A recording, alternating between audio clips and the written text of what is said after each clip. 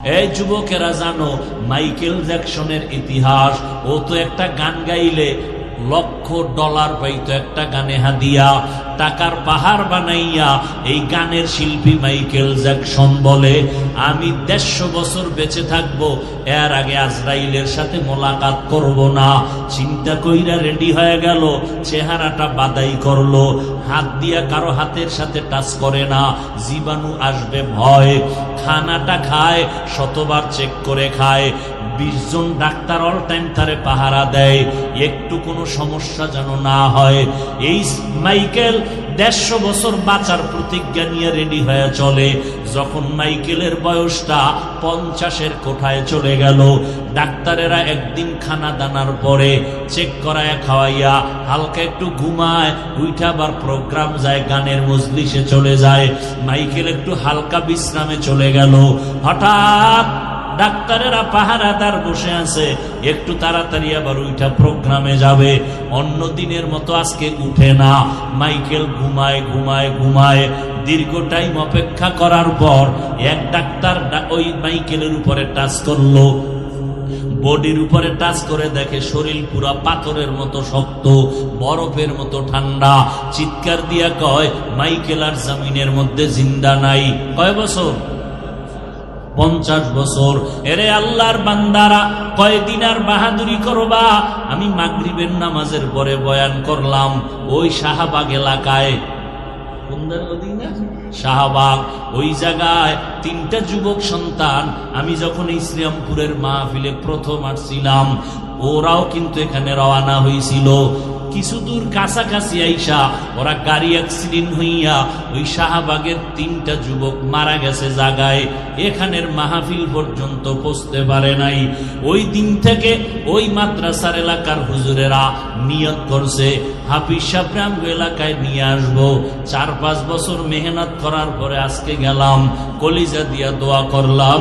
কতটা মোহাব্বত নিয়া ওই যুবকেরা এই শ্রীরামপুরে আসতেছিল, মাওলায় আসতে দেয় নাই, কিন্তু আসার পথে কাছাকাছি আইসা ওরা শহীদ হয়ে গেল। আল্লাহর নবী বলেন, ও দুনিয়ার উম্মতের দল, দিন শিখার জন্য যদি ঘর থেকে বের হও, তোমাদের কদমে কদমে নেক লেখা হয়। যতক্ষণ বসে থাকবা নেক লেখা হবে।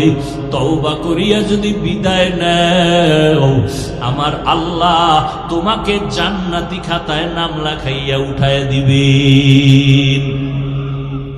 এরে নবীর উম্মতের দল, হযরত ওমর আবু হুরায়রাকে ডাক দিয়া কয়, জানো না হাসরের ময়দানের বয়ান নবী করেছেন কেমন?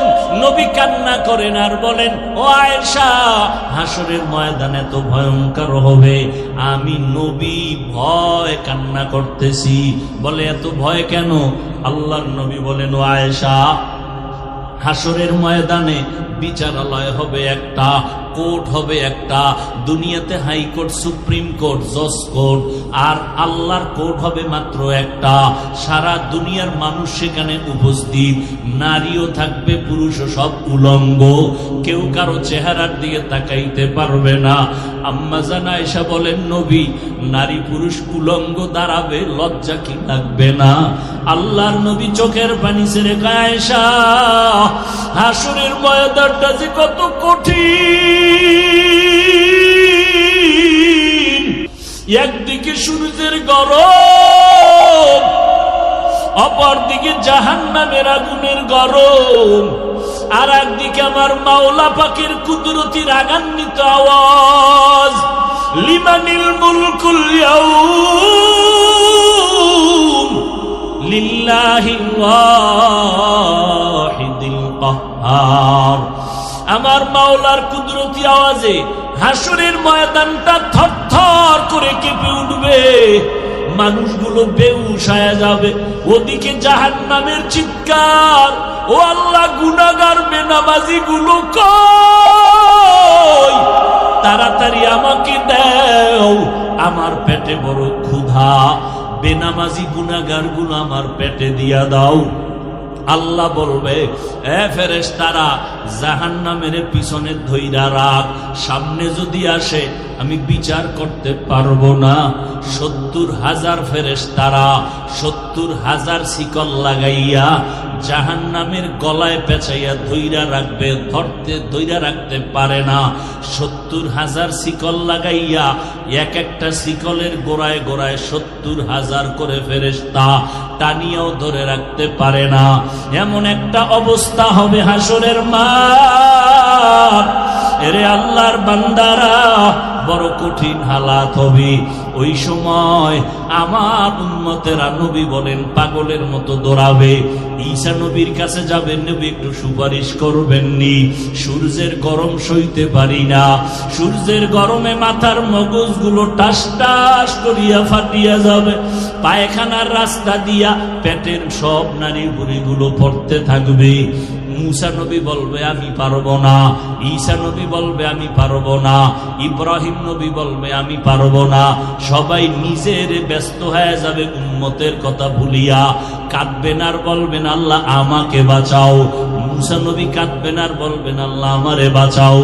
ঈসা নবী কাঁদবেন আর বলবেন আল্লাহ আমাকে বাঁচাও।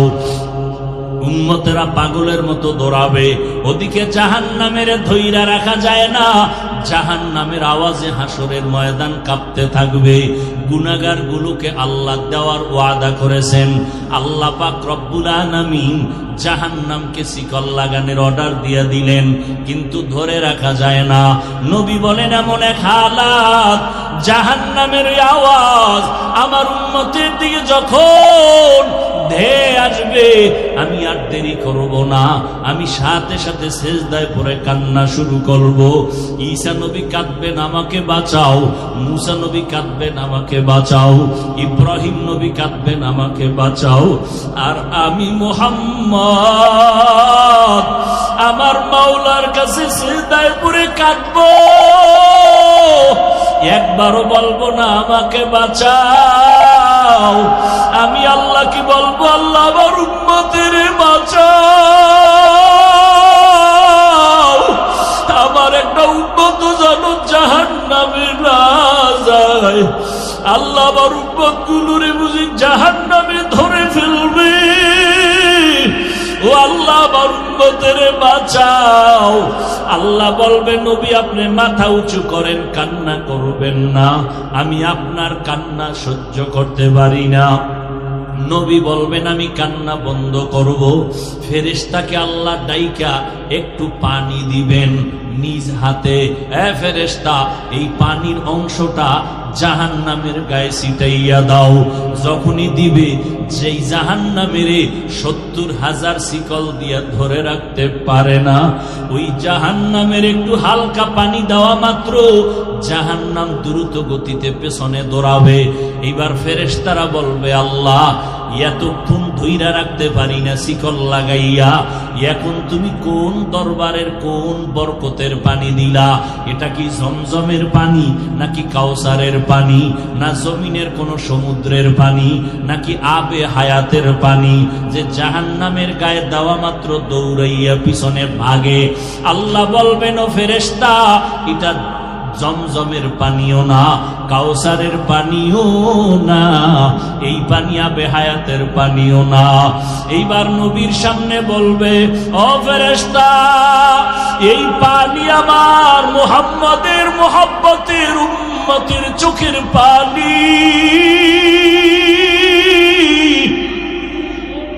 মুহাম্মদের উম্মত গোপনে গোপনে কাঁদতো, তাহাজ্জুদের নামাজে কান্না করত, ওই চোখের পানি ছিটাইয়া দিলাম। মদিনার নবী বলেন ক্বালান নবী সাল্লাল্লাহু আলাইহি ওয়াসাল্লাম মান বাকা মিন খাশিয়াতিল্লাহ হারামাল্লাহু তিলকাল আইনা আলান নার।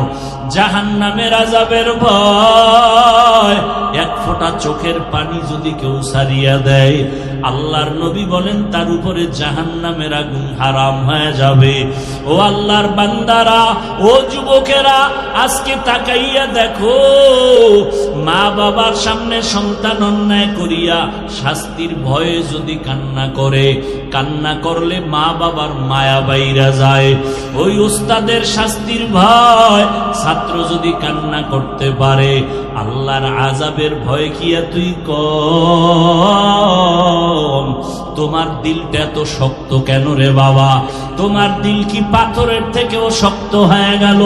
আল্লাহ তাআলা বলেন, কিছু কিছু মানুষ আছে এদের দিল যেন পাথরের থেকেও বড় শক্ত।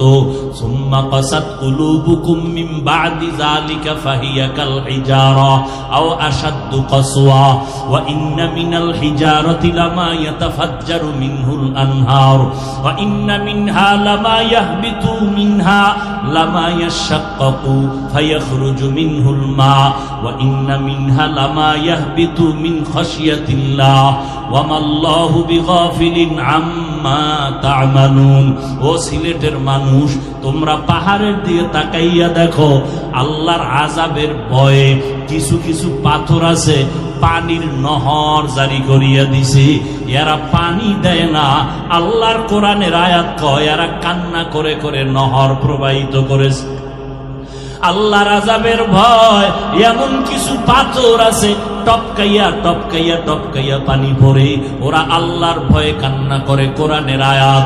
আবার কিছু পাথর আছে আল্লাহর ভয়ে কান্না না করলেও লাফায়, যেই পাথর দর্জনে দরিয়াও উঠানো যায় না, ওই পাথরটা দেখবা আজকে এক জায়গায় কালকে আর এক জায়গায়, পাহাড়ের চূড়ায় ছিল এখন নিচে, আবার অন্য সাইডে।